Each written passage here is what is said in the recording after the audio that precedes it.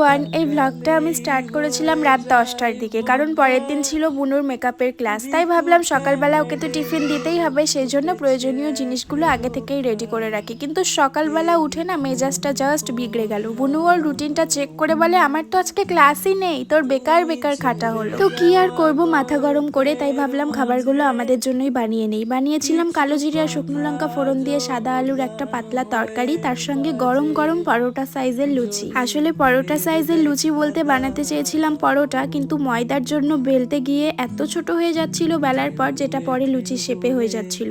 তার সাথে বানিয়েছিলাম মিষ্টি স্বাদের সুজি। আর এই দুজনকে দেখে নিন, একজন তো মেকআপ ক্লাসের রুটিন ভুলভাল চেক করে আমাকে ফাঁসিয়ে দিয়ে রিলস বানাচ্ছে, আর একজন আমাকে ভয়েস ওভারই এখন করতে দিচ্ছে না, সময় নিয়ে চিৎকার করে যাচ্ছে। তো যাই হোক, মাথাটা প্রথম প্রথম গরম হলেও কিন্তু পরে খাবারগুলো খেয়ে বেশ তৃপ্তি পেয়েছিলাম। তো আজকের মতো ব্লগটা এখানে এন্ড করছি। দেখা হবে খুব তাড়াতাড়ি নতুন একটা ব্লগে।